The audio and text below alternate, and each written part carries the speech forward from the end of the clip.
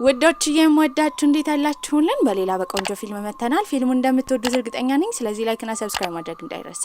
ይበልጥኛ ማበረታታት የምትፈልጉ ብቻ ደግሞ ቪዲዮቻችንን በቪፒኤን ማየት ትችላላችሁ። ወደ ቪዲዮ ፊልማችን ሲጀምር ሉጂንግን እናየዋለን። ወደ ሀገር ውስጥ ከውጭ ሀገር ብዙ ትምህርት በኋላ ተመልሶ መጥቶ ነበረ። በጣም ታዋቂ ዘፋኝ ነው። ከዛ ባሻገርም አንድ ፕሮዲውሰር አብረው እንዲሰሩ ጥያቄ አቅርቦለት ነበረ።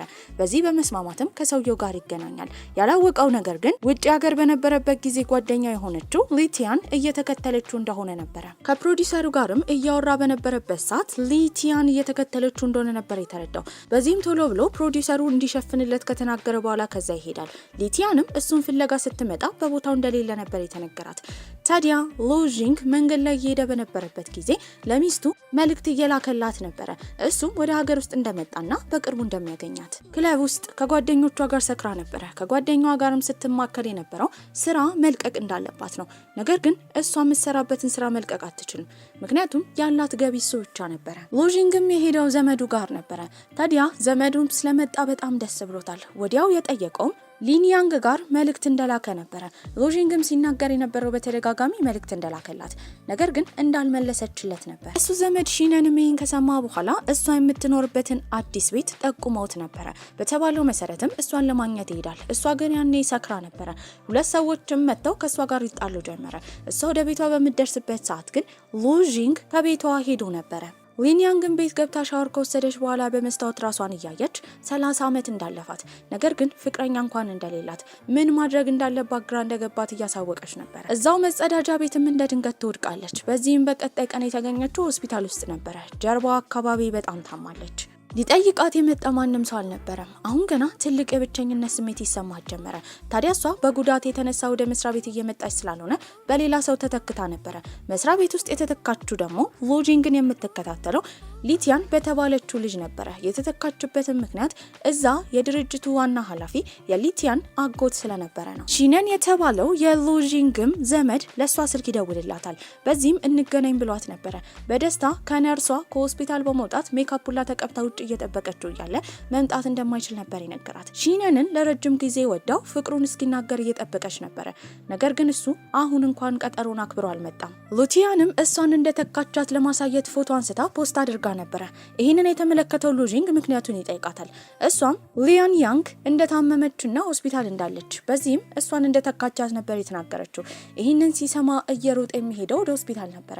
ለእሷ እናት ስልክ ቢደውልም እናትየው ስለመታመሟ እንኳን ምንም አታውቅም ነበረ። ከሆስፒታል በወጣችበትም ጊዜ እናቷ ስልክ ደውላላት ነበረ። ለእናቷ ትልቅ ውሸት ዋሽታለች። ይህም የምትኖረው ከፍቅረኛዋ ጋር እንደሆነና ትልቅ አፓርታማ ውስጥ እንደሚኖሩ ነበረ። ነገር ግን እሷ ምንም የላትም። በዚህም በጣም አዝና እየተራመደች እያለ ፊት ለፊቷ የመጣው ሉጂንግ ነበረ። ስታየውም በሱ ከመታቀፍ ወደ ኋላ አላለችም። አሁን እንኳን ሰው አጠገቧ ያለ ያህል ተሰምቷት ነበረ። ሚስቴ ብሎ ነበር የጠራት። በምታስታውስበት ጊዜ ከልጅነታቸው ጊዜ ጀምሮ በጣም ተንከባከበው ነበረ። በ7 ዓመት ብትበልጠውም ሁሉ ጊዜ ግን ሚስቴ እያለ ነበር የሚጠራት። እነሱ ብቻ ሳይሆኑ ቤተሰቦቻቸው በጣም ጓደኛሞች ከመሆናቸው አንጻር ልጆቻቸውን እንደሚያጋቡ ቃል ገብተው ነበረ። ነገር ግን ሊንያንግ ቀድማ ትወለዳለች። እሷ ከተወለደች ከ7 ዓመት በኋላ ነበረ ሉጂንግ የተወለደው። በዚህም ቤተሰቦቻቸው ምንም ማድረግ ስለማይችሉ በእድሜ ቢበላለጡ ራሱ እንደሚያጋቧቸው ያወሩ ነበረ። ቤትም ይሸኛታል። ውስጥ ከገቡም በኋላ እየቀረባት ነበረ። ታዲያ በማታውቀው ሁኔታ ልቧ እየመታ ነው። ለምን እየቀረባት እንደሆነም ስትጠይቀው እንደወፈረች እየነገራት ነበረ። ታዲያ እሷ አሁን ሀገር ውስጥ ስለገባ ምንም ቢሆን እንደሚንከባከባት ይነግራታል። እሷ ስልክ ላይም ሺነን በሚደውልበት ጊዜ ያነሳው ሉጂንግ ነበረ። ያን ቀን እሷ ቤት እንደሚያድር ይናገራል። ታዲያ ሺነንን በጣም ስለምትወደው ለሱ ከወንድ ጋር እንደምታድር በሚነገርበት ጊዜ ሊንያንግ በጣም ተናዳ ነበር። በዚህም ያን ቀን ግን ከቤት አልወጣም ብሎ ያስቸግራታል። ለእናቱ እንደምትደውል ቢናገርም ያ ነገር ደስታ እንደሚፈጥርበትና እናቱ ምንም እንደማትለው እያሳወቃት ነበር። በዚህም በግዴቷ እሱ እዛ እንዲያደር ተስማማለች። ሺነን ደግሞ ሁለቱ አንድ ላይ እንደሆኑ በተረዳበት ጊዜ በጣም ቀንቶ ነበረ። ይወዳታል። ነገር ግን የማንገራገር ስሜት ውስጡ ስላለ ነበረ እስከዛሬ ስሜቱን ያልተናገረው። ሊቲያንም አክስቷ ጋር ነበረች። ታዲያ የአክስቷ ባል ወይም አጎቴ እያለች የምትጠራው ሰው የድርጅቱ ባለቤት ስለሆነ ለምን ሁሉ ጊዜ ሊያንግን እንደሚንከባከባት ግራ እንደገባት ትናገራለች። እሷና አክስትየው የጠረጠሩት አጎትየው ከጀርባ ከሊያንግ ጋር ግንኙነት እንደጀመረ ነበረ። ይህን ነገርም ለማጣራት ሊቲያን እየሄደች እያንዳንዱ ሰራተኞች ትጠይቃለች። በዚህም የተናገሩት አንድ ቀን እንኳን አለቃቸው ጮሆባት እንደማያውቅና በጣም እንደሚንከባከባት ነበረ። ሳትወድ በግዷ ሊቲያን ራሱ ሁለቱ የድብቅ የፍቅር ግንኙነት አላቸው ብላ እንድታምን አድርጓን ነበር። ሊያንግም ዶክተሯ ከደወለችላት በኋላ ወደ ሆስፒታል እንድትመጣና ቼክአፕ እንዳላት ነበር የተነገራት። እሺ ብላ በተነሳችበት ጊዜ ግን ቤቱ ጽድት ብሎ ነበረ። ይባስ ብሎ ምግብ አዘጋጅቶላታል። ይሄንን ስታይ ደስ ቢላትም ለሱ ግን መልእክት ይላከችለት ሰዎች እቃዎቿን ሲነኩ ደስተኛ ስለማትሆን ከዚህ በኋላ እንዲህ እንዳያደርግ ነበረ። በስልክ እሷ ስታወራው ሎጂንግ ቃለ መጠይቅ እየተደረገለት ነበረ። ሰዎች ድምጿን እንዳይሰሙ ራቅ ብሎ ካወራት በኋላ ቃለ መጠይቅ በሚደረግበት ጊዜ ሲናገር የነበረው ወደዚህ የተመለሰው በጣም የሚወዳት ሴት ስላለች፣ ከዛ ባሻገርም እሷ ለሱ እዚህ መድረስ በጣም ስለለፋች የሷን ውለታ ለመክፈል እንደመጣ እየተናገረ ነው። ፕሮዲውሰሩም ጋዜጠኛዋ ማን እንደሆነች እቺ ሴት ስትጠይቀው ምንም ማድረግ ስለማይችል አቶ ሞሊ የተናገረው እናቱን እንደሆነ ነበረ። ከሆስፒታልም በደንብ ምርመራ ከተደረገላት በኋላ እንድትጠነቀቅ በዚህ በሽታ የሚሞቱ ሰዎች እንዳሉ ዶክተሯ ነግራት ነበረ። ከዛ በወጣችበት ጊዜ ከሊቲያን ጋር ትገናኛለች። ሊቲያንን በቅናት ቅጥል ከማለቷ የተነሳ ከሎጂንግ እንድትርቅ በእድሜ በ7 ዓመት እንደምትበልጠው ታዲያ ሁለቱ አንድ ላይ መሆን እንደማይችሉ እየነገረቻት ነበረ። የተናደደችው ሊያንግም ስትናገር የነበረው ሎጂንግ ምንም ቢሆን ከሊቲያን ጋር መሆን እንደሌለበት፣ ምክንያቱም ስትታይ ራሱ መጥፎ ሴት እንደምትመስል እየነገረቻት ነበረ። እሷን ከተናገረቻት በኋላ ሊያንግ ለራሷ ስትናገር የነበረው እንደ ሊቲያን ያሉ መጥፎ ሰዎችን መጋፈጥ እንዳለባት ነበረ።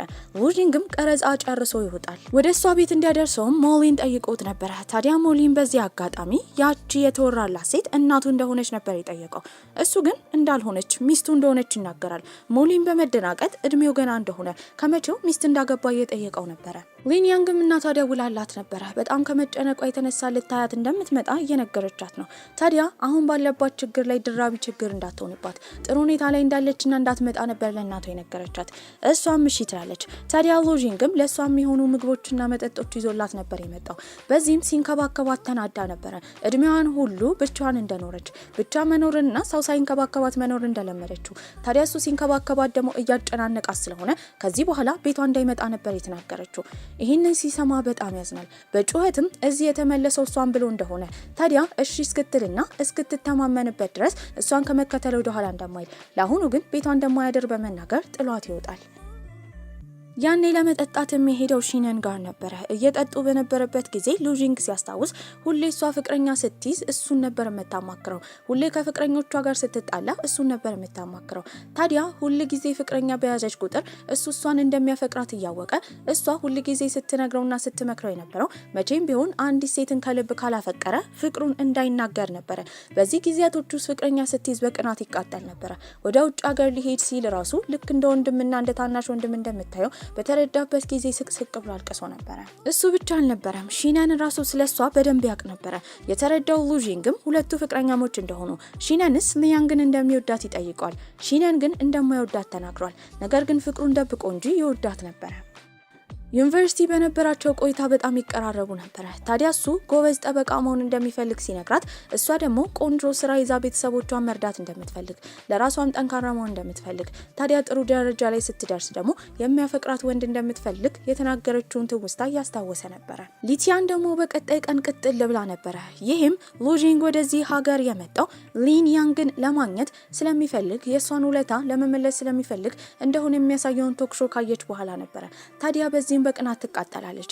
አክስቷም ስትመክራት የነበረው ወንድን በግድ የራሷ ማድረግ እንደማትችል፣ ነገር ግን በደንብ ሊያንግን እንድትቀርባት እሷን አኳኋኗን ሁሉን ነገር ከተረዳች በኋላ ልክ እንደሷን በማስመሰል ሎጂንግን ፍቅር እንዲይዘው ከሷ ማድረግ እንዳለባት ነበር የመከረቻት። በዚህም ተስማማለች። ሊያንግን በቀጣይ ቀን ወደ መስሪያ ቤት በምትመለስበት ጊዜ ሊቲያን ከሷ ስር እንደምትሰራ ነበር የነገረቻት። በዚህም ወደ ስራ ከገቡ በኋላ በቅርብ ክትትል ትከታተላት ነበረ። በመስታወት ራሱ የሷን አኳኋን ለመሆን እየተመለከተች ትለማመድ ነበር። ከተናገረችው በኋላ የጥፋተኝነት ስሜት ሊያንግ ተሰምቷት ነበረ። ታዲያ እሱም በበኩሉ ከሺነን ቤት ከወጣ በኋላ ለራሱ ቤት ተከራይቶ እንደሚኖር እየተናገረ ነበረ። ፎቶም አንስቶ ፖስት ያደርጋል። ይህንን ያየችው ሊያንግም እሷ ጋር ቢመጣ እንደምታኖረው ለራሷ እየተናገረች በር ይንኳኳል። እሱ ነው ብላ በደስታ በሩን ትከፍታለች። የመጡት ግን ሁለት የልብ ጓደኞቿ ነበሩ። በዚህም እሱ የሰጠውን ቃለ መጠይቅ እንደተመለከቱ ሲናገር የነበረው ሴት እሷ እንደሆነች እንደሚያስታውቅ፣ ታዲያ በጣም ስለሚወዳት ለሱ እድል መስጠት እንዳለባት እየመከሯት ነበር።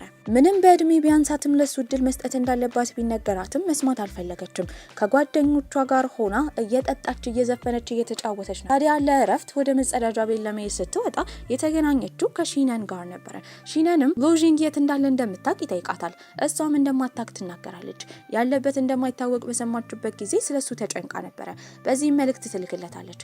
ታዲያ ስትደውልለትም ስልክ ካነሳ በኋላ የት እንደሆነ ሲጠየቅ እሱ ህፃን ልጅ እንዳልሆነ ለራሱ ቤት ተከራይቶ መኖር እንደሚችልና ከዚህ በኋላ ስለሷ ህይወት ጣልቃ እንደገባ እንደነገረችው እሷም ጣልቃ ወደ ህይወቱ እንዳትገባ ነበር የነገራት። ለሷ በቂ ወንድ እንደሆነ ለማሳየት እየሞከረ ነው። ወደ ሁለቱ ጓደኞቿ በምትሄድበትም ጊዜ ሁለቱም የየራሳቸውን ችግር እያወሩ ነው። አንዷ ጓደኛዋ አግብታለች፣ ነገር ግን ልጅ መውለድ አትፈልግም። ባሏ ደግሞ ልጅ መውለድ ስለሚፈልግ አሁን እንዲፋቱ እየጠየቃት ነበረ። ሌላኛውም ከልጅነት ፍቅረኛዋ ጋር ተጋብታ ነበረ፣ ነገር ግን ልጅ ከወለዱ በኋላ ጸባዩ ተቀይሮ አሁን ለመፋታት ቀናት ብቻ ነበር የቀራቸው። ሶስቱም ሴቶች ተደጋግፈው እየወጡ ነበረ። በዚህም ሴቶቹ ግን አሁንም ሲመክሯት የነበረው ሉዥንግን እንዳታጣው እድል እንድትሰጠው በኋላ እንደሚቆጫት ነበረ። በዚህ አጋጣሚ ሁለቱን ወደ ቤታቸው ለማድረስ እየሞከረች በነበረበት ጊዜ የመጣው ሉዥንግ ነበረ። ሺነን ያለችበትን ቦታ ስለነገረው እሷን ለማግኘት እንደመጣ ይናገራል። የት እንደሚያድርም እየጠየቀችው ነበረ። መልስ አልመለሰላትም። መኪና በመከራየትም ሁለቱ ጓደኞቿን ወደ ቤት ለማድረስ ሞክሮ ነበረ። ታዲያ እሷ ውጪ በወጣችበት ጊዜ ተከትሏት ይወጣል። ስለሱ እንደምትጨነቅ ስትናገር ግን ጥብቅ አድርጎ ነበር ሲያቅፋት የነበረው። ወደ ቤት ከመሄዷ በፊት ግን አንድ ቃል እንድትናገር በሚያደርገው ነገር እንደኮራችበት ይጠይቃታል። እሷም ጭንቅላቱን በመዳበስ እንደኮራችበትና ሁሌ አብራው እንደምትሆን ነበር የነገረችው። አሁንም መልሶ ያቅፋታል። ጓደኞቿ ይህንን ሲመለከቱ ለነሱ ደስተኛ ነበሩ። እሱንም ከዚህ ቀደም ሲመክሩት የነበረው ምንም የእድሜ ልዩነት በመካከላቸው ቢኖር አብረው መሆን እንዳለባቸው ነበረ። በቀጣይ ጊዜም ወደ ስራ ትመለሳለች። ታዲያ በተመለሰችበት ጊዜ ግን ሊቲያን ነበረ በደስታ የተቀበለቻት። ከዚህ በኋላ ከሷ ስር እንደምትሰራ እየተናገረች ነው። ይህንን ያደረገችው የሷን ባህሪና አኳኋን በደንብ ለመረዳትና እሷን መስላ ልክ እንደሷ ባህሪ በማዳበር ሉዥንግ እንዲያፈቅራት ለማድረግ ነበረ። ታዲያ በመስታወት እየተመለከተች አኳኋኗን እንዳለ ለማስመሰል ትሞክር ነበረ። ማናጀሩም ይጠራታል። በዚህም ሊቲያን የሚስቱ ዘመድ ስለሆነች በደንብ ስራ እንዳታበዛባት እየነገራት ነበረ። ሊንያንግ ግን ስትናገር የነበረው ሰዎችን በፍትሃዊነትና ስራቸው እንደምትገመግም በዝምድና ስለገባች ብቻ የተሻለ ነገር ልትሰጣት እንደማትችል ነበር የነገረቻት። ታዲያ በወጡበትም ጊዜ ከሊቲያን ጋር ስትገናኝ በደንብ ስራ ጨምራ ትነግራታለች። ሊቲያንም እየተናደደች ነበረ። እሷንም ፎቶ በማንሳት የላከችለት ለሉዥንግ ነበረ። እሷ ፎቶ ላይ ስለታየች ብቻ እየሮጠ ሊቲያንን ለማግኘት ይሄዳል። በዚህም ቁጭ ብለው በሚያወሩበት ጊዜ የመጣው ሊንያንግን ለማግኘት ይሆን እሷን ሊቲያን እየጠየቀች ነው። ሊቲያንም ሊንያንግን ለማግኘት እንደመጣ ይናገራል። በጣም የተናደደችው ሊቲያንም ስትናገር የነበረው ከዚህ በኋላ እሷን እንደምትጎዳት ከድርጅቱ እንድትባረር ሁላ እንደምታደርግ ነበረ። ይህንን የሰማው ሉዥንግ ከሷ እንድትርቅ ካልሆነ በመካከላቸው ያለው ግንኙነት ራሱ እንደሚጠፋ ነበር ሲያስጠነቅቃት የነበረው። ታዲያ እሷም ይህንን ስትሰማ ስቅስቅ ብላ ታለቅሳለች። ሁለቱ አንድ ላይ ተቀምጠው ግን ሊንያንግ ተመልክታቸው ነበረ። በማታውቀው ስሜት በቅናት ትቃጠላለች። አልተናደድኩም እኮ ከሴት ጋር ስለሆነም ቀንቻ አይደለም፣ ነገር ግን ከዛች ከማትረባ ጋር መሆን የለበትም። ጸባዩ በጣም መጥፎ ነው። አመሻሽ ላይም ለሱ ከደወለችለት በኋላ ከሊቲያን ጋር እንዳየችው ትነግረዋለች። እሱም ከሊቲያን ጋር የተገናኘው ስለሷ ለማውራት እንደሆነ ነበር የነገራት። ከሷ ጋርም የተገናኘው ሊያንግን እንዳታስጨንቃት ለማስጠንቀቅ እንደሆነ ይነግራታል።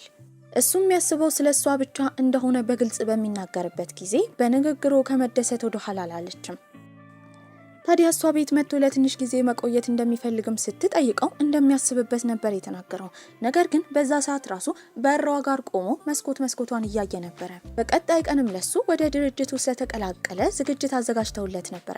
ታዲያ ጉንፋን አሞኛል ስላላት እሷ ደግሞ ሾርባ ትሰራለታለች።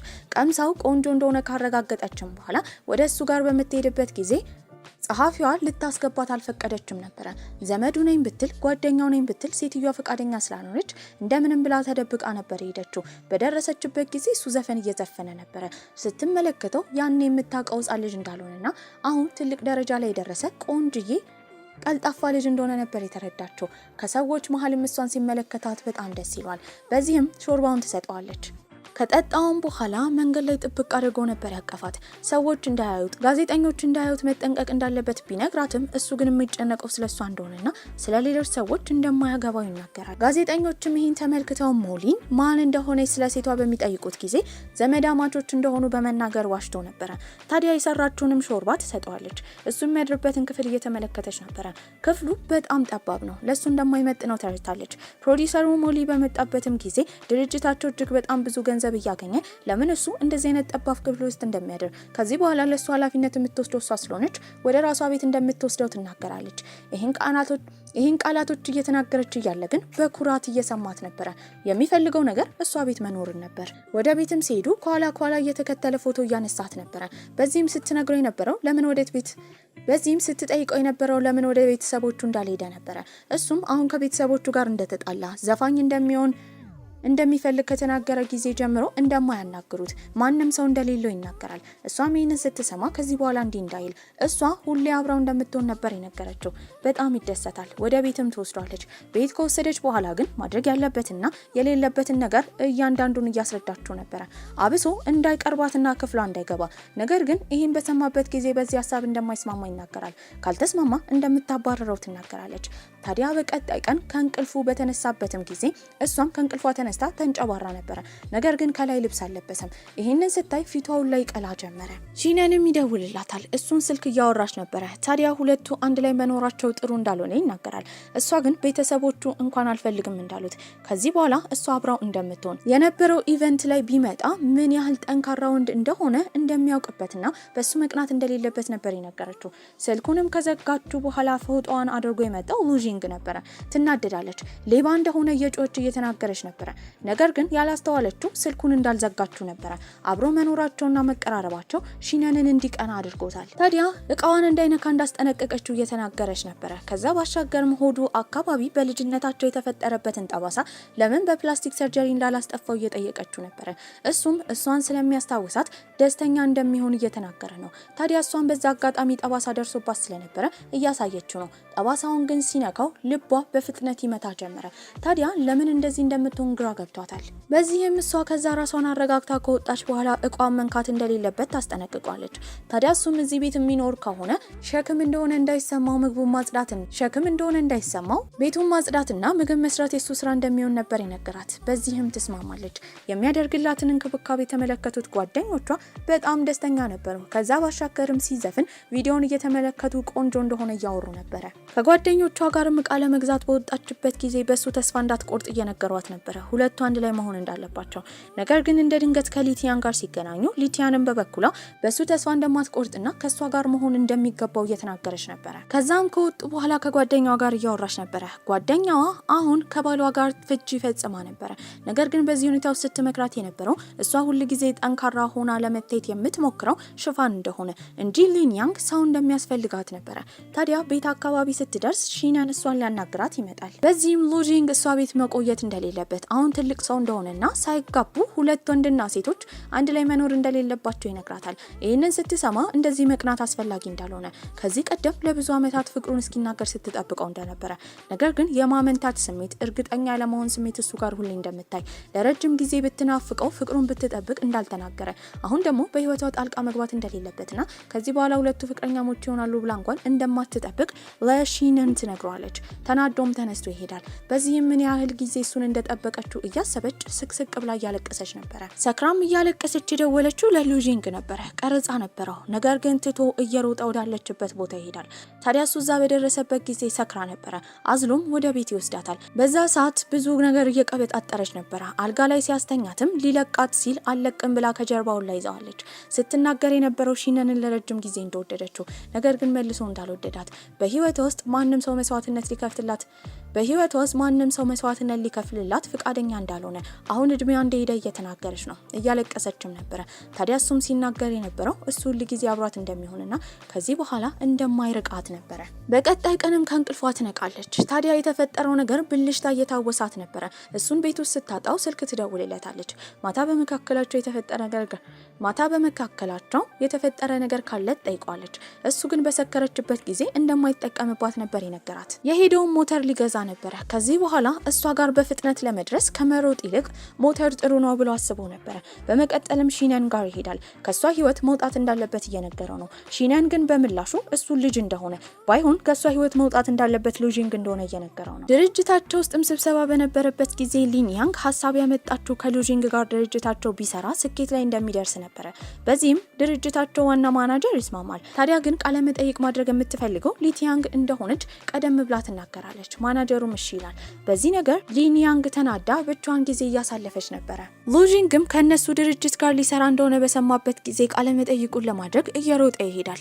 ነገር ግን በሷ ፋንታ ሊቲያንግ እንደመጣች ሲያይ እንደማይሰራ ተናግሮ ተናደው ጥሎ ሄዶ ነበር። ከመሄዱ በፊት ግን ሊቲያንግን እሱ ሊን ያንግን ስለሚወዳት ብቻ ከሷ ጋር እንደሚሰራ ታዲያ እሷ ግንኙነታቸውን ለማበላሸት እንዳትሞክር አስጠንቅቋት ነበር። የትላንትናውን በሚያስታውስበትም ጊዜ በሰከረችበት ሰዓት እሱ ተኝቶ ለማስመሰል በሚሞክርበት ጊዜ በጣም ቆንጆ እንደሆነ በተደጋጋሚ ትናገራለች።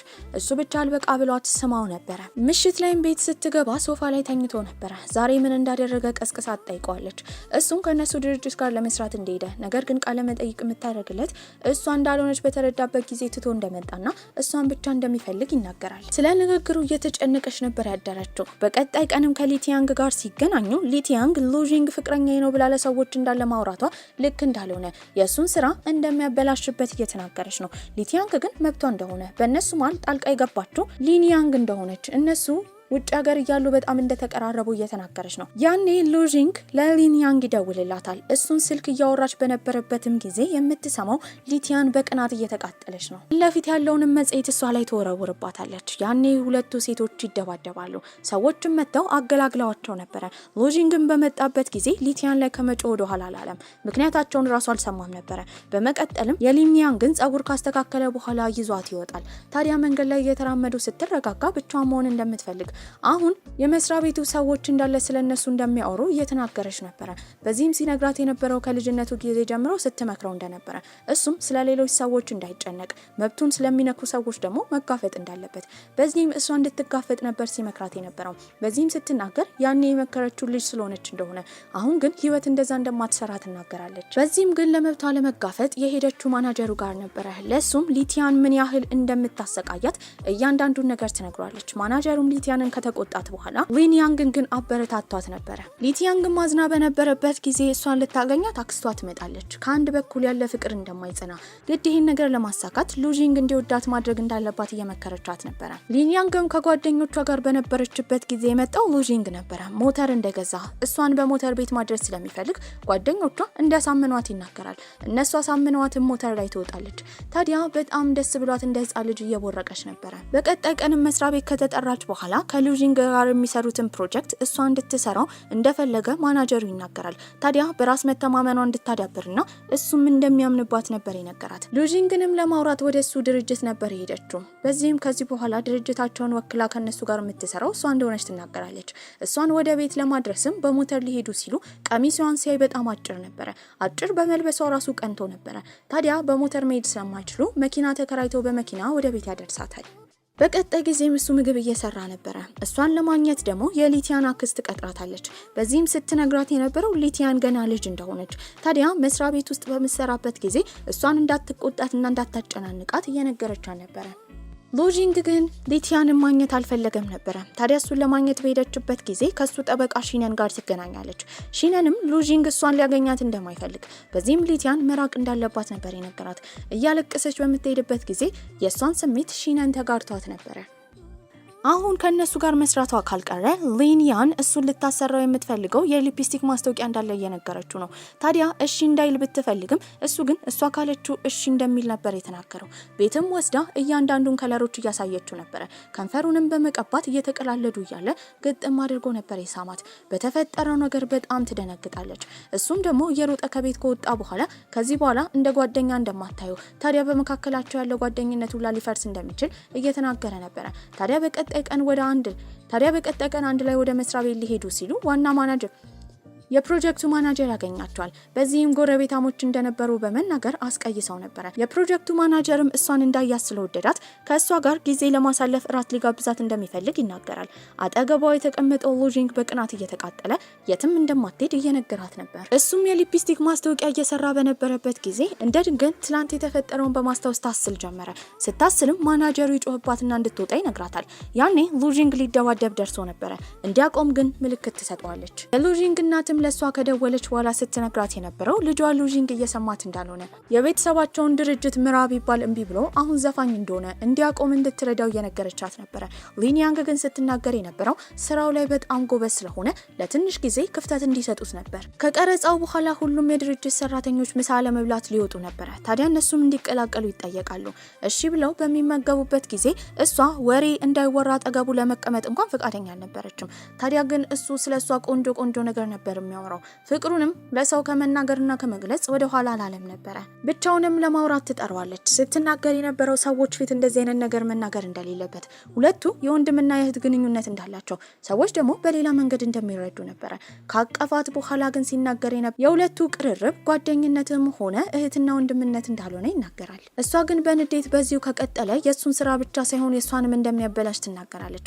ወደ ሰዎቹ ተቀላቅላ ፍቅረኛ ስለሌላት ፍቅረኛ ለማግኘት ሁላ እንደምትፈልግ ትናገራለች። ወደ ቤት በሚሄዱበት ጊዜ ደግሞ የሺነን መኪና ውስጥ ነበር የገባቸው። ታዲያ ከሷ ጓደኞችም ተደውሎለት አንድ የማታውቀውን ወንድ ለማግኘት ሀሳብ እንዳላት በሰማበት ጊዜ እየሮጠ ይሄዳል። ከሺነንም መኪና ወርዷት ነበረ። በዚህም እሱ አጠገቧ እያለ ለምን ሌላ ወንድ እንደምትፈልግ እሱ በጣም እንደሚወዳት ወደዚህ የመጣው እሷን ለማግኘት እንደሆነ ለሷ ደስታ ምንም እንደሚያደርግ እየተናገረ ነው።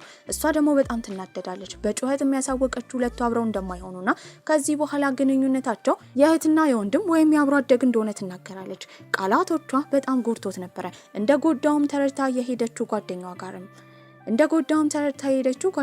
ነው። ስቅስቅ ብላን ታለቅሳለች። ጓደኛዋ ስትመክራት የነበረው ግን እሱን ከወደደችውና ካፈቀረችው እድሜም ሆነ ዝና ጣልቃ መግባት እንደሌለባት፣ እንደ ማንኛውም ሰው እሷ ፍቅርን ማጣጣም እንዳለባት ነበረ። ከሷ ምክር በኋላ ወደ ቤት ትሄዳለች። ቤት ስላልመጣ በጣም ደብሯት እየጠበቀችው እዛው ሶፋ ላይ ነበር የተኛችው። ጠዋት ስትነሳ እሱም እዛ ቁጭ ብሎ ነበረ። ለምን እንደመጣ ትጠይቋለች። እሱም ቤት ውስጥ ከሆነ ድረስ ለመኖር እንደመጣ ይናገራል። ነገር ግን አብረው መኖር እንደማይችሉ ነበር የነገረችው። ወዲያው በሩ ይንኳኳል። ማን ይሆን ብላ ድንብርብር ትላለች። ያኔ አፏን ነበር የያዘው። ካረጋጋትም በኋላ እሱ ተደብቆ በሩ እንድትከፍት ያደርጋታል። የመጣችው የእሷ ጓደኛ ነበረች። ቁጭ ብለው በሚያወሩበት ጊዜ ግን ቤት ውስጥ መንኮሻኮሽ ትሰማለች። ያኔ በሩን ከፍቶ ይወጣል። ታዲያ ሁለቱ አንድ ላይ ቤት ውስጥ እንዳደሩ ስትሰማ ጓደኛየው በጣም ደስ ብላት ነበረ። ከሷ ጓደኞች ጋርም አንድ ላይ ምግብ እየተመገቡ በነበረበት ጊዜ ሲመክሯት የነበረው ከሱ ጋር አብራ መሆን እንዳለባትና እንዲቀጥሉ ነው። እሷ ግን እምቢ ትላለች። ግንኙነታቸው ከጓደኝነት ያለፈ ከሆነ ከስራዋ እንደምትወጣና ሀገር ሁላ ጥላ እንደምትሄድ ትናገራለች። ታዲያ እሷ ጓደኛዋ ለመምከር በወሰደቻት ጊዜ አንዷ ጓደኛ ደግሞ ከሱ ጋር ቀርታ ነበረ። በዚህም በእድሜያቸው እንዲሁም በሱ ዝና አማካኝነት በመካከላቸው ክፍተት ሊፈጠር እንደሚችል፣ ነገር ግን እሱም ሞልቶ ከሷ ጋር መሆን እንዳለበት የሷ ጓደኛ እየመከረችው ነው። የራሷም ጓደኛ እሷን ስትመክራት የነበረው ራሷን እንድታስቀድም ነበረ። ያኔ እንደ ድንገት ከሺነንና ከሊቲያን ጋር ትገናኛለች። ታዲያ ሺነን በፍቅር አይን እየተመለከታት ነበረ። በቀላሉ ሊቲያን ሺነን ለሊንያንግ ስሜት እንዳለው በመረዳትም ስሜቱን መናገር እንዳለበት፣ ሴቶች ደፈር ያለ ወንድ እንደሚወዱ ነበር ስትመክረው የነበረው። ታዲያ ሊንያንግን ቤት ትገባለች። አሁንም ስታስብ የነበረው ስለሱ ስለ ልጅነታቸው ነበረ። በቀጣይ ቀን ስራ ጨርሳ በወጣችበት ጊዜ ሺነን እንዲሸኛት እንደሚፈልግ ይናገራል። እሱ መኪና ውስጥ በነበረችበትም ጊዜ ሉጂንግ ይደውላል። ሲነግራት የነበረው ቤቷ ሊመጣ እንደሆነ፣ ከቤቷ እቃ መውሰድ እንደፈለገ ነበረ። ያኔ ትጮኻለች። ከዚህ በኋላ ቤቷ የሚመጣ ከሆነ ስራ ሁላ አብራው እንደማሰራ ተናግራ ስልኩን ዘግታበት ነበር። ይህንን አጋጣሚ በመጠቀምም ሺነን እንደሚወዳት ነበር የነገራት። ሊንያንግም ይሄን ሁሉ አመት ዝም ብሎ አሁን በመናገሩ ተገርማለች። ነገር ግን ያሳወቀችው ነገር ሌሎች ወንዶችን ለማግኘትና ፍቅረኛ ለመያዝ እንደምትሞክር፣ ከሉጂንግ ጋርም ከሱ ጋርም እንደማትሆን፣ እሱ ደግሞ ፍቅሩን ለመናገር እንዳረፈደ ነበር የነገረችው። ቤትም በምትሄድበት ጊዜ በር ላይ ሉጂንግ ቁጭ ብሎ ነበረ። ከኋላም ካቀፋት በኋላ ከሷ መራቅ እንደማይችል አብሯት ሊኖርና ፍቅረኛው እንድትሆን እንደሚፈልግ እየተናገረ ነው። እሷም ትጮኻለች። ህይወቷን እያከበደ እንደሆነ ከቤቷ እንዲወጣም ነበር የነገረችው። ሄዶም መጠጥ መጠጣት ይጀምራል። ታዲያ እሷ ሁሌ ወደምታዘወትርበት ካፌ ስለሄደ የካፌው ባለቤትም ስትናገር የነበረው ከዚህ ቀደም ሊንያንግ ስለሱ በምታወራበት ጊዜ በስጋ ዝምድና እንደሌላቸውና እንደ ወንድም እንደማታየው እንደተናገረች ነበረ። ይህንን ሲሰማም በጣም ደስ ይለዋል። ነገር ግን ጓደኛዋ እሱን መክራው ነበር ከሷ ቤት መውጣት እንዳለበት ከዛ ባሻገር ደግሞ እሷ ላይ መኩራት እንዳለበት ይሄንን ሐሳብን በማጽደቅ በቀጣይ ቀን እንደማያውቃት ሰው ሆኖ ነበር። ሰላም ስላላላትም እሷ ተናዳለች። አንድ ላይ ሆነው ስራ ከጨረሱ በኋላ እሷን በቻለችው መጠን ራሷን ከሱ ለማራቅ ትሞክር ነበር። ታዲያ ትኩረት ስለማሰጠው ግን እሱ የራቃት ራሱ በጣም ይናደድ ነበር። ስራው ላይ ሁላ ማተኮር ከብዶታል። ታዲያ ሞሊ የተባለው የሱ ፕሮዲዩሰርም እየተቆጣው ነበር ለሴት ልጅ እንዲህ መሆን እንደሌለበት። ታዲያ ጠንክሮ ሲሰራና ወንድነቱን ማሳየት ከፈለገ በደንብ መተኮር እንዳለበት እየነገረው ነው። በሌላ በኩል እሷና ጓደኛዋ አንድ ላይ ሆነው እየተመገቡ እየጠጡ ነበር። ታዲያ ጓደኛዋም የራሷን ችግር ታወራለች። ከዛ ባሻገር ግን እሷን ከመምከር ወደ ኋላ አትልም ነበር። በስካርም ተበረታታ ሊኒያንግ የተናገረችው እሱን በጣም እንደምትወደውና እንደምታፈቅረው ነበር። ታዲያ ለታክሲ ልደውል ብላ ጓደኛዋ ተሳስታ ለሱ ትደውላለች። ታዲያ ሁለቱ ጓደኛሞች ቁጭ ብለው በሚያወሩበትም ጊዜ ሊኒያንግ ስትናገር የነበረው እሱን በጣም እንደምትወደው ነገር ግን በመካከላቸው የእድሜ ልዩነት እንዳለ ከዛ ባሻገርም እሱ ዝነኛ ለመሆን እየሞከረ ስለሆነ ጣልቃ ልትገባበት ወደ ኋላ ልትጎትተው እንደማትፈልግ ሁለቱ ግንኙነት ከጀመሩ ደግሞ እሷም ስራ እንደሚበላሽ እየተናገረች ነበር። ከዚህ ሁሉ ንግግር ሉጂንግ ትኩር አድርጎ የሰማው እሷ እንደምትወደው ነበር። እየሮጠም እሷን ለማግኘት ይመጣል። እሷንም ባገኛት ጊዜ ጥብቅ አድርጎ ካቀፋት በኋላ ስሟት ነበር። ቤትም ለረጅም ሰዓት እያቀፋት ነው። ትንሽ እንኳን ክፍተት እንዲሰጣት በመጠየቅ ወደ መጸዳጃ ቤት ትሄዳለች። ሲተኙ ራሱ ጥብቅ አድርጎ አቅፏት ነበር። ለምን እንደዚህ እንደሚያደርግ ስትጠይቀው ምናልባት በቀጣይ ቀን ስትነሳ ሐሳቧን እንዳትቀይርና አሁንም ወንድሜ ነህ ጓደኛዬ ነህ እንዳትለው ፈርቶ እንደሆነ ይናገራል። እሷም የህፃን ልጅ ጨዋታ እንዳልያዘች ትነግረዋለች። በቀጣይ ቀንም አርፍዳ ነበረ ከእንቅልፏ የተነሳችው። በዚህም የተነሳ እሱን ቤት አላገኘችውም። ወደ ስራ ስትወጣ ግን እየሮጠ ይመጣል። የሚስቀይረው ልብስና ከዛ ባሻገር ደግሞ ምግብ አዘጋጅቶላት ነበር። የሚወዳት የሚያከብራት ሰው እንዳለ ስትረዳ በጣም ደስ ይላታል። እሷም ለጓደኞቿ ከሱ ጋር የተፈጠረውን ነገር ትናገራለች። እሱም ለሞሊ ነግሮት ነበር። እሷ ቤት በሚኖርበት ጊዜ ቤቱን ለመቀየር እቃ ይገዛሉ። ከሷ ጓደኞች ጋርም በተገናኙበት ጊዜ በተደጋጋሚ ሉጂንግ በፍቅር አይን እየተመለከታት ነበር። ታዲያ ሞሊ የተባለው ሰውዬ ደግሞ የሊኒያንግን ልጅ ያላትን ሴት ወዷት ነበር። ሁሉም ወደ ስራ በሄዱበት ጊዜ ሞሊና የሷ ጓደኛ በቀሩበት ሰዓት በፍቅር አይን ነበር ሲመለከታት የነበረው። ታዲያ ሊኒያንግም ስራዋን ጨርሳ ወደ ቤት ትሄዳለች። ከዚህ ቀደም ልታገኘው የነበረው ወንድ ነበር የደወለላት። በዚህም ይቅርታ ከጠይቀች በኋላ ከዚህ በኋላ እንዳይደውልላት አሁን ፍቅረኛ እንዳላት ነበር የተናገረችው። ሶፋ ላይ ተኝታም ሉጂንግን እየጠበቀችው ነበር። እሱም ይመጣል። የሰጣትም የካፕል ቀለበት ነበር። ከዚህ በኋላ ፍቅረኛ እንዳላት ማሳያ እንደሚሆን እሱ ደግሞ በጣም እንደሚያፈቅራት ስኬታማ ሲሆን እሷም ዝግጁ ስትሆን ለሁሉም ሰው ተናግሮ እንደሚያገባት ይናገራል። ይህንን ስትሰማ በጣም ደስ ብሏት ነበር። የሰራው ስህተት ግን በቀጣይ ቀን ያንን እጁን ፎቶ ካነሳ በኋላ ፖስት ማድረጉ ነበር። በዚህም ፍቅረኛ ይዟል ተብሎ ሁሉም ቦታ ይወራ ጀመረ። አብሶ ፕሮዲውሰሩ ሞሊ በጣም ደንግጧል። በዚህም ደውሎ ፎቶን ቶሎ ብሎ ማጥፋት እንዳለበት ነግሮታል። ያየችው ሊኒያንግም ፎቶ እንዲያጠፋ ነግራው ነበር። ፎቶንም አጥፍቷል። ነገር ግን ብዙ ሰዎች አይተው ነበር። ይህንን ችግር እንዴት እንደሚፈታው ሞሊ እያሰበ ነበር። ሁለቱ ፍቅረኛሞች ከሆኑ ጊዜ ጀምሮ ግን እሷ በጣም ደስተኛ ሆና ሰዎች ሁላ ትኩረት አድርገውባት ነበር። ታዲያ ያንን ፎቶ ያዩት ሊቲያንግም ሺነንም በጣም ተናደዋል። የሱ እናትም ለሷ ደውላላት ነበር። ታዲያ ፎቶ ፖስት እንዳደረገ አብረው የካፕል ቀለበት ያደረገችው ሴት ማን እንደሆነች ትጠይቃለች። ያኔ ነገሩን ለመፍታት ሊኒያንግ እሷ እንደሆነች ትሩዝ ኦር ዴር ተጫውተው ስለተሸነፈ ብቻ ያንን እንዳደረገ እንጂ ፍቅረኛ እንዳልያዘ ነበር የተናገረችለት። በቀጣይ ቀንም እሱ ቀረጻ ነበረው። ነገር ግን ለሱ የሚሆን ሱፍ መገኘት አልቻለም ነበር። ተጨንቃ በነበረበት ጊዜ ያንን ሱፍ የላከችው ሊቲያን ነበረች። ሊያንግም እንድትመሰገን አድርጋ ነበር። ያንን ሱፍ ለብሶም እሱም ቀረጻ ያደርጋል። በቀረጻ መሃል ግን እሷን ወደ አንድ ድብቅ ክፍል በማስገባት ከመሳም ወደ ኋላ አይልም ነበር። በጣም ይወዳታል። አሁን ደግሞ ፍቅሩ እየተባባሰ ነበር። ሊቲያንና ሊኒያንግን በተገናኙበት ጊዜ ቁጭ ብለው ሲያወሩ እሷ ሉጂንግ ላይ ጥብቅ ማለት እንደሌለባት ሊወዷት የሚችሉ ብዙ ወንዶች ማግኘት እንደምትችል ነበር ስትነግራት የነበረው። ታዲያ የቆረጠላት ሊቲያንን ቤት ገብታ የሱን ፎቶ ታጠፋለች። ከዚህ በኋላ እንደማትከተለው ለራሷ ለማሳመን እየሞከረች ነው። ታዲያ ለሉጂንግም የምትሆን አዲስ ኢንቨስተር መጣ ነበር። ያቺ ኢንቨስተር ግን እሱን ይበልጥ ማግኘትና ማውራት ፈልጋለች። ነገር ግን ሉጂንግ በዚህ ሁሉ ጣውረድ ውስጥ የሚያስበው ሊኒያንግን ብቻ ነበር። ከሷ ጋር ለመሆን ምንም ነገር ያደርጋል። ታዲያ ኢንቨስተሯ ሁለቱን ስትመለከት ግን ከመናደዱ የተነሳ ቀንታ ራሱ ኢንቨስት እንደማታደርግ ተናግራ ነበር። ሊንያንግን ቤት በነበረችበት ጊዜ የደወለችላት ጓደኛዋ ነበረች። እናቷና ልጇ አደጋ እንደደረሰባቸው ትነግራታለች። እየሮጠችም ወደ ሆስፒታል ትሄዳለች። ታዲያ እሷንም ለማረጋጋት እየሞከረች ነበረ። እሷ ልጅ እንዳላት የምታውቀው ሊንያንግ ብቻ ነበረች። ለሌላኛዋ ጓደኛቸው እንኳን አልተናገሩም ነበረ። በዚህ ሁሉ ውስጥ ግን ሊንያንግ በጣም ተጨንቃለች። ቤት በገባችበትም ጊዜ ምን እንደተፈጠረ ሉጂንግ ቢጠይቃትም አልነገረችውም። ታዲያ እሱ ፍቅረኛሞች እስከሆኑ ድረስ እሱን ማማከር እንዳለባት እየነገራት ነበረ። በዚህም አጋጣሚ እሷ ሁሉን ነገር ትናገራለች። ታዲያ በደንብ ይመክራታል። ከነገረችው በኋላ ሀሳቧ ሁላ እርግጥ ብሎላት ነበረ። ጓደኛዋን ለመንከባከብ ሆስፒታል እንደሆነች የሰማው ሉጂንግም እሷን ለማየት ካለው ፍላጎት የተነሳ ሞሊ ልክ እንዳስነጠሰ ከባድ በሽታ እንደያዘው በማሳመንም ወደ ሆስፒታል ወስዶት እሷን ማግኘት ችሎ ነበረ። ሞሊ ራሱ የሊንያንግ ጓደኛ ልጅ እንዳላት በሰማበት ጊዜ ብቻዋን ጠንክራ እንደምታሳድግ በተረዳበት ጊዜ ይበልጥ ወዷት ነበረ። ታዲያ የልጅቷ እናትም ሞሊንና ጓደኛዋን ቁጭ አድርጋ ስትናገር የነበረው አሁን ፍቅረኛ እንደሚያስፈልጋቸው ሁለቱም እንዲይዙ ነበረ። ታዲያ እናትየው ሞሊን እንዳየችው ለልጇ ተመኝታው ነበረ። ሞሊን በደስታ ራሱን ካስተዋወቀ በኋላ እናትየው ጋር በደንብ ተዋውቀው ነበረ። ታዲያ በቀጣይ ጊዜ ግን የሷ የቀረችው አንድ ጓደኛቸው ሁለቱንም ተቀይማቸው ነበረ። ስለማያምኗት ሚስጥር እንዳልነገሯት አምናለች። ሊንያንግና ሉጂንግም ተጣልተው ነበረ። ታዲያ ግን እሷ የጥፋተኝነት ስሜት ከተሰማት በኋላ ደውላለት ይቅርታ ጠይቋለች። ነገር ግን ያለችበት ድረስ ራሱ እሷን ለማየት መጥተው ነበረ። ይቅርታም እንዳደረገላት ይናገራል። ሉጂንግና ሊንያንግም አንድ ላይ በመሆን ጊዜ እያሳለፉ እሷ አሟት እየተንከባከባት ነበረ። በዚህ ሁሉ ውስጥ ግን በጣም እንደምትወደው ፍቅራቸው በጣም ጠንክሮ ነበረ። ሚስጥር ያልተነገራት ጓደኛቸውም የጓደኛዋን ልጅ ባየችበት ጊዜ ውስጧ ራርቶ ጓደኝነታቸው ሊመለስ ችሎ ነበረ። ታዲያ ሉጂንግም ሲናገር የነበረው ሞሊ ጥሩ ሰው እንደሆነ፣ ታዲያ እሷ ስለ ወደፊቷ የምትጨነቅ ከሆነ ለሞሊ እድል እንድትሰጠው ነበረ። የሊንያንግ ጓደኛም እንደምታስብበት ትናገራለች። ቶሎ ቤት የደረሰችው ሊንያንግም ለሱ ምግብ ለመስራት ባሰበችበት ጊዜ ቤት ውስጥ ፓስታ አልነበረም። ለመግዛትም ትሄዳለች። ከገዛች በኋላ ግን ቁልፍ እንዳልያዘች ነበር የተረዳችው። በዚህም እሱን ለረጅም ሰዓት ትጠብቋለች። እሱም መኪና ይዞ ነበር የመጣው። ከዚህ በኋላ እሷንና ጓደኞቿን ወደ የቤታቸው ማድረስ ስለሚፈልግ ብቻ መኪና እንደገዛ ነበር የነገራት። ከዚህ በኋላ ራሱ ስለ ስራው እንዳትጨነቅ እሱ ላይ ሁሉን ነገር ትታ እሱ እንደሚያስተዳድራት እየተናገረ ነበረ። ታዲያ ሞሊን ራሱ የሊንያንግ ጓደኛ እድል እንደምትሰጠው ትናገራለች።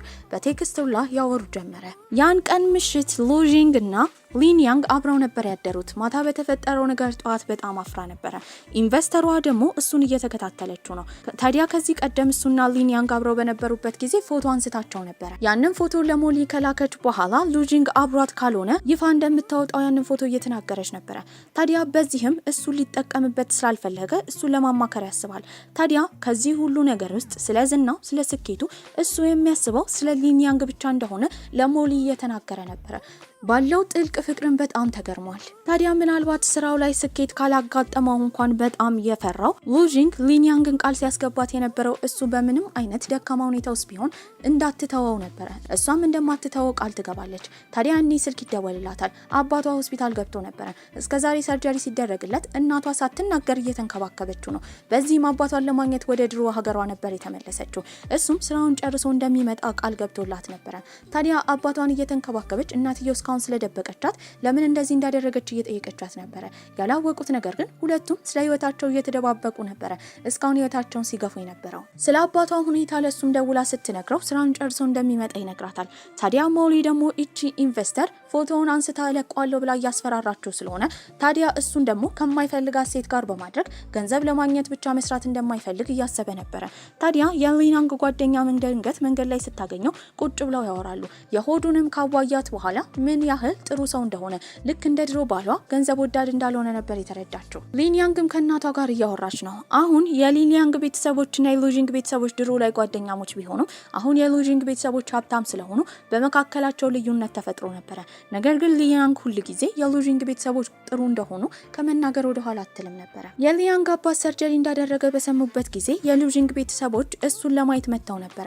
በዚህ አጋጣሚ ቁጭ ብለው የማውራት እድል አግኝተዋል። ታዲያ ስራውን ቶሎ ጨርሰም ሉጂንግ የሷን አባት ለመጠየቅ መጥቶ ነበር። የሱ ቤተሰቦች እንደ ድንገት ወደዚህ ሀገር ሳይነግራቸው እንደመጣ ባዩበት ጊዜ በጣም ተገርሞ ነበር። አብሶ እናትየው በጣም ደንግጣለች። አባትየው ግን በቀላሉ የተረዳው እሱና ሊያንግ ግንኙነት እንደፈጠሩ ነበር። በዚህ ጉዞ ውስጥም እንደሚረዳውና እንደሚያበረታታው ሊያንግ በጣም ጥሩ ሴት እንደሆነች ይናገራል። የሁለቱ እናቶች ደግሞ አንድ ላይ ተኝተው እያወሩ ነበር። በዚህም ሉጂንግ የያዛት ፍቅረኛ ማን እንደሆነች እንደሚያጣሩ እየተነጋገሩ ነው። ያላወቁት ነገር ሊያንግ እንደሆነች ነበር። ሊያንግና ሉጂንግም ቁጭ ብለው እያወሩ እሷ ፍቃደኛ እስካልሆነች ድረስ ለቤተሰቦቹ ምንም እንደማይናገር እያሳወቃት ነበር። እንደ ድንገት እናትየው ትነሳለች። ታዲያ ሉጂንግ እንደተኛ በማስመሰል ሊያንግ ደግሞ የተነሳችው ውሃ ለመጠጣት እንደሆነ በመናገር ማስቀየስ ችለው ነበር። ሞሊም አሁን ውጥረት ውስጥ ነበር። ነገር ግን የሊያንግ ማናጀር የተናገረው ገንዘብ ኢንቨስት እንደሚያደርግና ያቺን ስታስፈራራቸው የነበረችውን ሴትዮ እንደሚያስወግዱ ነበር። ታዲያ ሆስፒታል አባቷን ለመንከባከብ በነበረችበት ጊዜ ሉጂንግ ሁሌ አብሯት ነበር። እጅ ለእጅ ተያይዘው የሱ አባት ያያል። በዚህም ሌሎቹ የቀሩት ሰዎች ከማየታቸው በፊት ውጪ ወጥተው እንዲዝናኑ ነበር የተነገራቸው። አሁን ውጪ እዚህ ከተማ ውስጥ ያሉ ሰዎች ማንም ስለማያውቃቸው አብረው ጥሩ ጊዜ ያሳልፋሉ። ታዲያ ወዲያው ግን ለሱ ስልክ የደወለችለት እናቱ ነበረች። እናቱን ለማግኘት በሄደበት ጊዜ ከሌላ ሴት ጋር ሆኖ የሚያሳየው ፎቶ ፖስት ስለተደረገ ያቺ ሴት ማናት ብላ ትጠይቀዋለች። ታዲያ እሱ ሊያንግ እንደሆነች ቢናገር ደስታው ነበረ። እሷ ግን ፍቃደኛ ስላልነበረች ፍቅረኛው እንዳልሆነች ጓደኛው እንደሆነችና እሱን ለማግኘት መታ እንደ ድንገት ፎቶ እንደተነሱ ነበር ለእናትየው የተናገረው። የሷ እናት ግን ወዲያው አውቃት ነበረ። በዚህም ግንኙነታቸው ምን እንደሆነ ትጠይቃለች። እሷም ለእናትየው ሳትደብቅ እንደተዋደዱ ራሷንም እንደማትጎዳ እሱንም እንደማትጎዳው ግንኙነታቸው ጤናማ እንደሆነ ትናገራለች። አሁን የሱ ስም እየጠፋ ነበረ። አድናቂዎቹም እይታቸውን እየቀነሱ ነው። እንደ ድርጅት ተሰብስበውም እያሰቡበት ነበረ። ሉጂንግ ግን አሁንም ሊያንግን ያስጠነቅቃል በዚህ ነገር ጣልቃ እንዳትገባና ቃል የገባችውን ነገር እንድታከብር ነበረ። እሷ ግን ሳታከብር የልጅነት ፎቶቸውን የላከችው ለሞሊ ነበረ። ስትነግረው የነበረው ከልጅነታቸው ጀምሮ ጓደኛሞች እንደሆኑ እንዲናገርና ይሄ ወሬ እንዲናፈስ በመካከላቸው የፍቅር ግንኙነት እንደሌለ እንዲያሳውቅ ነበር። ታዲያ በቀጣይ ቀን በ7 ዓመት እድሜ ከምትበልጠው ሴት ጋር የፍቅር ግንኙነት ጀመረ ተብሎ ወሬ እየተወራበት ነበረ። መጥፎ ነገር ስለሱ ሲወራ መስማት የማትፈልገው ሊያንግ እየተናደደች ነበረ። ታዲያ ስለሱ የሚያወሩ ሰዎችን ስታገኝ ከመናገርና ከመገሰጽ ወደ ኋላ አትልም ነበረ። የሷ እናትም ስትመክራት የነበረው ጣልቃ እንዳትገባ ልክ ሉጂንግን ትልቅ ልጅ ነው ብላ መታመን ከሆነ በህይወቱ ጣልቃ መግባት እንደሌለባትና ይሄን ከባድ ችግር ራሱ እንዲፈታው ነበረ። በሌላ በኩል ሉጂንግም ከእናቱ ጋር ነበረ። በዚህም ስለ ፍቅር ጓደኛው እየተናገረ ነበረ። ያኔ ስልክ ይደወልለታል። ሊያንግ ሁሉን ነገር ወደ ራሷ አድርጋ እሷ ጥፋተኛ እንደሆነች ለጋዜጠኞች ለመናገር እየሞከረች እንደሆነ ነበር የሰማው። የተናደደው ሉጂንግም ቀጥታ እሷ ጋር ይሄዳል። በዚህ ግንኙነትስ ብቻዋን መስዋዕትነት እንድትከፍል እንደማይፈልግ ታዲያ አብረው እስከሆኑ ድረስ አብረው እንደሚወጡት እየተናገረ ነው። በዚህ አጋጣሚ ግን የሷ ሁሉም ቤተሰቦች ይሰማሉ። የሱም ሰምተው ነበረ። አንድ ላይ በጠረጴዛ ዙሪያ ቁጭ ካሉ በኋላ ያወሩ ጀመረ። ታዲያ የሉጂንግ እናትም ገንዘብ ትሰጧለች ሴትዮዋን ማስወገድ እንደሚችል። በዚህ ሁኔታ ውስጥ ግን ከዘፋኝነት መውጣት እንዳለበት ነበር የመከረችው። ያልተስማማችው ሊያንግ ስለሱ ጥሩ ነገር ትነገራለች። በዚህም እናትየው ልጇን ሳታየው ሊያንግ በደንብ የተረዳችው ያህል እንዲሰማት አድርጓት ነበረ። አባቱ ግን በድብቅ ገንዘብ ይሰጧል። ለእናትየው እንዳይናገር አስጠንቅቆት ነበረ። ችግሩንም እንዲወጣበት መክሮታል። የሉጂንግ እናትን መልእክት የላከችላት ለሊያንግ ነበረ። በዚህም ስትናገር የነበረው ፎቶውን ባየችበት ጊዜ እናትየው ደንግጣ ራሷን የሳተችው ከሌላ ሴት ጋር ግንኙነት ጀምሯል ብላ ፈርታ እንደሆነ፣ ታዲያ ከድሮ ጀምሮ ሁለቱ ልታጋባ እንደምትፈልግ፣ በዚህም ግንኙነታቸው የተባረከ እንዲሆን ነግራት ነበረ። ይህንን ደስ የሚል መልእክት የተናገረችው ለሉጂንግ ነው። ሉጂንግም ከአባቱ ጋር ትልቅ ደስታ ውስጥ ነበረ። አባቷም ደህና ስለሆነ በቀጣይ ቀን ቤተሰቦቻቸውን ተሰናብተው ወደ ከተማቸው ይሄዳሉ። ታዲያ አሁን ያሉበትን ችግር እንዲወጡ ሊቲያን አዲስ ሀሳብ አምጥታ ነበረ። በዚህም ትልቅ ማስታወቂያ እንዲሰራ፣ ይሄ ማስታወቂያ ከልጅነታቸው ጊዜ ጀምሮ እነሱ ያሳለፉትን ፎቶ እንዲይዝና ሁሉም ሰው ግንኙነታቸውን እንዲረዳ እንደሚያደርግ ታሳውቃለች። በዚህ ሀሳብ አማካኝነትም ስለ ሁለቱ ታሪክ የሚዳስስ ቆንጆ ማስታወቂያ ተሰርቶ ነበረ። ሁሉም ሰዎች ባዩአቸው ቁጥር ግንኙነታቸውን፣ ፍቅራቸውን ተረድተው አበረታታዋቸው ነበረ። ያቺ የምታስፈራራቸው ኢንቨስተር ደግሞ እነሱን በድብቅ ቪዲዮ ስትቀርጻቸው ሊያንግ ጓደኛ እሷን ቪዲዮ ከቀረጸቻት በኋላ ሰውን ያለ ፍላጎቱ መቅረጽ ወንጀል ስለሆነ እንደምትከሳት ትነግራታለች። ሳትወድ በግዷ ከነሱ መራቅ ነበረባት። ሉጂንግም ሊያንግ ስላደረገችው ነገር ያመሰግናታል። ከዛም በኋላ ለሁሉም ሰዎች ስለ ግንኙነቱ ይፋ አድርጎ ነበር። ሊቲያንም እስከዛሬ ላደረገችው ነገር ለሱ የይቅርታ ደብዳቤ ከላከችለት በኋላ ለአጎቷ በመናገር ወደ ውጭ ሀገር ማርኬቲንግ ለመማር መሄድ እንደምትፈልግ ትናገራለች። በዚህም አጎቷ ፈቅዶላት ነበር። የሊያንግ ጓደኛ ደግሞ ለሞሊ እድል ሰጥታው ነበር ከመጋባታቸው በፊት ፍቅረኛሞች እንዲሆኑ። ታዲያ ሁሉም ነገር ደና ሆኖ ነበር። ከመጋባታቸው በፊት ፍቅረኛሞች እንዲሆኑ ታዲያ ሁሉም ነገር የተሳካ ሆኖ ነበር። ሎጂንግም ዘፈኑን መድረክ ላይ ያቀርባል። ያ ኮንሰርት እጅግ በጣም ስኬታማ ሆኖ ነበረ። ታዲያ እሷም ከመሬት ሆና እየደገፈችው ነው። ከመድረክም ከወረደ በኋላ ተሸፋፍኖ እሷ ጋር በመሄድ አግቢም ብሎ ቀለበት ይሰጣታል። እሷም እሺ ብላ እንደምታገባው ትናገራለች። ታዲያ ብዙ ዓመታት ያልፋሉ። ሞሊና የሊን ያንግ ጓደኛ አሁን ተጋብተው ነበረ። እነሱ ብቻ ሳይሆን ሎጂንግና ሊን ያንግም ተጋብተዋል። ከዛ ባሻገርም የቀረችው አንድ ጓደኛቸው ልጅ እንደምትወልድ ከባሏ ጋር ቃል ገብታ ልጅ ወልዳ ነበረ። ታዲያ እሷ ብቻ አልነበረችም ልጅ የወለደችው። ሁለቱ ጥንዶቻችን ተቃቅፈው በነበሩበት ጊዜ አንድ ትንሽዬ ልጅ እየሮጠች ወደ እነሱ ትመጣለች። ከዚህም የምንረዳው ተጋብተው ልጅ እንደወለዱ ነበረ። በዚህ ቆንጆ አስተላለቅ ፊልማችን እዚህ ላይ ያበቃል። ደህና ቆዩልኝ።